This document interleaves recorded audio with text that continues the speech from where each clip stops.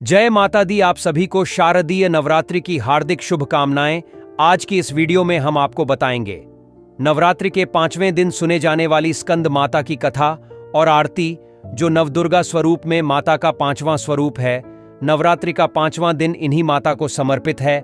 नवरात्रि के 5वें दिन स्कंद माता को ही प्रसन्न करने के लिए व्रत पूजन किया जाता है। साथ ही आप जानेंगे स्कंद माता की पूरी पूजा विधि।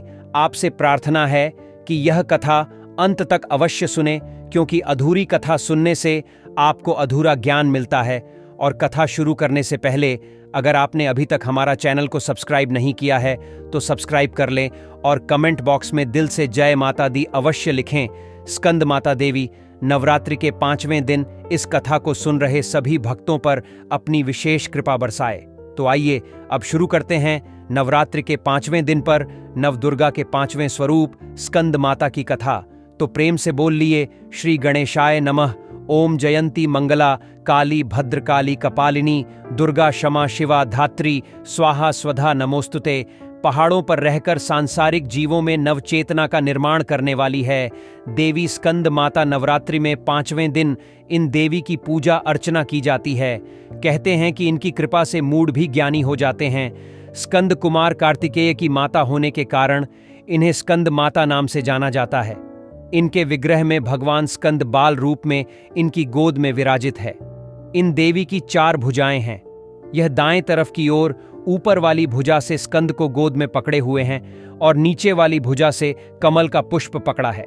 बाईं तरफ ऊपर वाली भुजा में वर मुद्रा है और नीचे वाली भुजा में कमल पुष्प है। इनका वर्ण एकदम शुभ्र यानी गोरा है।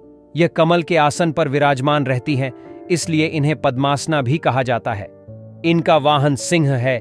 श्री स्कंद माता की उपासना से भक्त की सारी इच्छाएं पूरी हो जाती हैं। भक्त को मोक्ष भी मिल जाता है।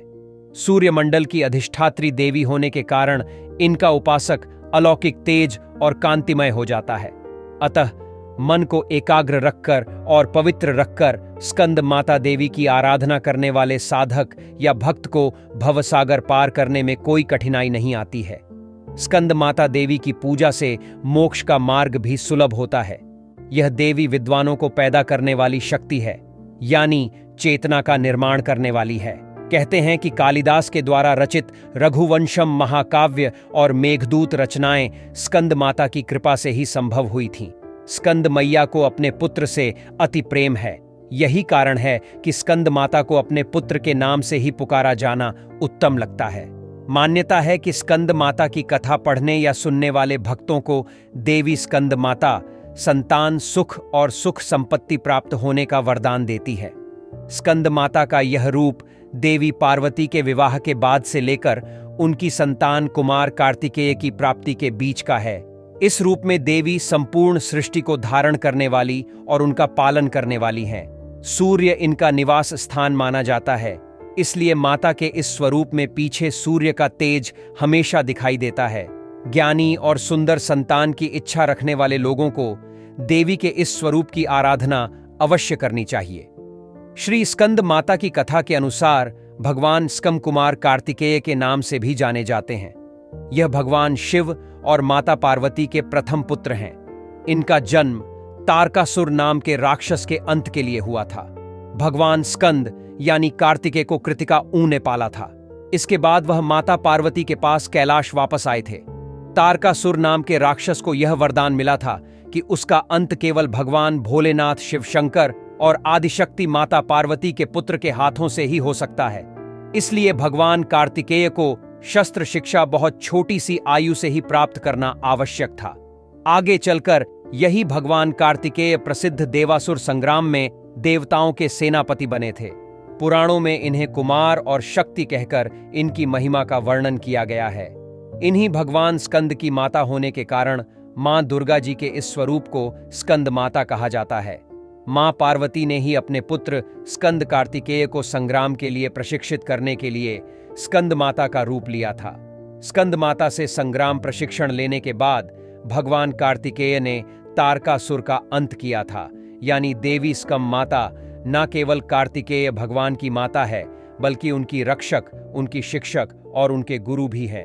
आवश्यकता पड़ने पर प्रेम और सौम्यता से भरी स्कंद माता अपने पुत्र स्कंद कार्तिकेय को अनुशासित भी करना जानते हैं।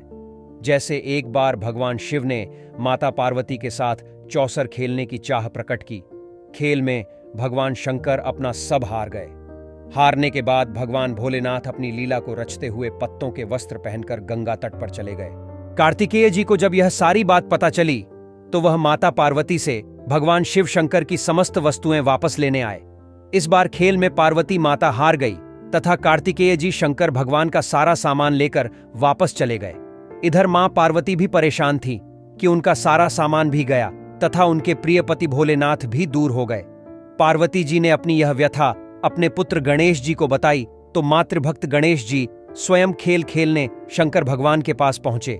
गणेश जी भगवान भोलेनाथ से जीत गए और लौटकर अपनी जीत का समाचार उन्होंने माता पार्वती को सुनाया। इस पर पार्वती माता बोले कि उन्हें अपने पिता महादेव को साथ लेकर आना चाहिए था, तो गणेश जी फिर भगवान भोलेनाथ की खोज करने निकल गए। गणेश जी को भगवान शिव, भगवान विष्णु और कार्तिकेय के साथ भ्रमण करते हुए हरिद्वार में मिले पार्वती जी से नाराज शंकर जी ने कैलाश वापस लौटने से मना कर दिया।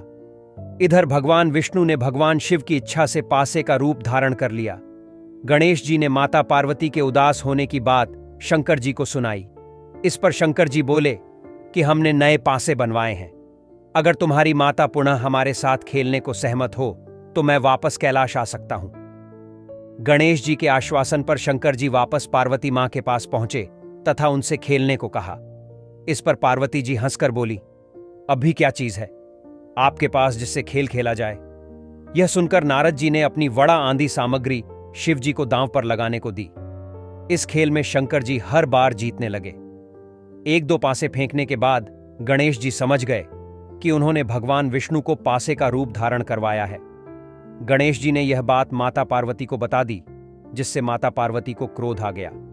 उन्होंने शंकर जी को श्राप दिया कि वह गंगा की धारा का भोज सहेंगे। नारद जी को मां पार्वती का श्राप मिला कि वह कहीं भी एक स्थान पर नहीं टिक सकेंगे। विष्णु जी को श्राप दिया गया कि त्रेता युग में रावण उनका शत्रु होगा। फिर अपने पुत्र कार्तिकेय को भी माता पार्वती ने हमेशा बाल्य अवस्था में रहने का श्राप दिया। इस कारण माता पार्वती के स्कंद माता रूप में भी भगवान कार्तिकेय यानी स्कंद बालक रूप में ही दिखाई देते हैं। आइए अब जानते हैं स्कंद माता की पूरी पूजा विधि। स्कंद माता को पूजा में पीले या सुनहरे रंग के वस्त्र पहनाना शुभ है। मां का श्रृंगार पीले फूलों से करें और मां को सुनहरे रंग के वस्त्र अर्पित करें। पीले फल चढ़ाए। पीला रंग सुख शांति का प्रतीक होता है और इस रूप में मां हमें दर्शन देकर हमारे मन को शांति प्रदान करती है।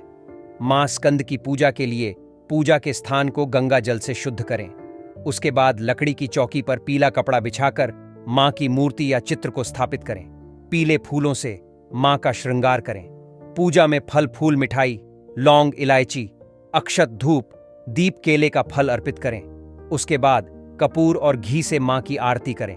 पूजा के बाद क्षमा याचना करके दुर्गा सप्तशती और दुर्गा चालीसा का पाठ करें। स्कंद माता की पूजा के मंत्र है या देवी सर्वभूतेषु मां स्कंद माता रूपेण संस्थिता नमस्तस्यै नमस्तस्यै नमस्तस्यै नमो नमः। दूसरा मंत्र है सिंहासन गता नित्यम पद्मा श्री तर्कद्वय शुभ दासु सदा देवी स्कंद माता यशस्विनी। स्कंद माता देवी को पीले रंग की वस्तुएं सबसे अधिक प्रिय हैं, इसलिए उनके भोग में पीले फल और पीली मिठाई ही अर्पित की जाती है। आप इस दिन केसर की खीर का भोग भी बनाकर माता रानी को चढ़ा सकते हैं। विद्या और बल की प्राप्ति के लिए इस दिन मां को 5 हरी इलायची अर्पित करें और साथ में 1 लौंग का जोड़ा भी चढ़ाए। आइए अब सुनते हैं स्कंद माता की आरती। जय तेरी हो स्कंद माता, 5वां नाम तुम्हारा आता, सबके मन की जाननहारी, जग जननी सबकी महतारी, तेरी जोत जलाता रहूं मैं, हरदम तुझे ध्याता रहूं मैं, कई नामों से तुझे पुकारा, मुझे एक है तेरा सहारा, कहीं पहाड़ों पर है डेरा, कई शहरों में तेरा बसेरा, हर मंदिर में तेरे नजारे, गुण गाए तेरे भक्त प्यारे, भक्ति अपनी मुझे दिला दो, शक्ति मेरी बिगद्धी बना दो, इंद्र आदि देवता मिल सारे, करे पुकार तुम्हारे द्वारे, दुष्ट दैत्य जब चढ़ कर आए, तू ही खंडा हाथ उठाए, दासों को सदा बचाने आई, भक्त की आस पुजाने आई। अगर आपको यह कथा पसंद आई तो वीडियो को लाइक और चैनल को सब्सक्राइब अवश्य करें। जय माता दी।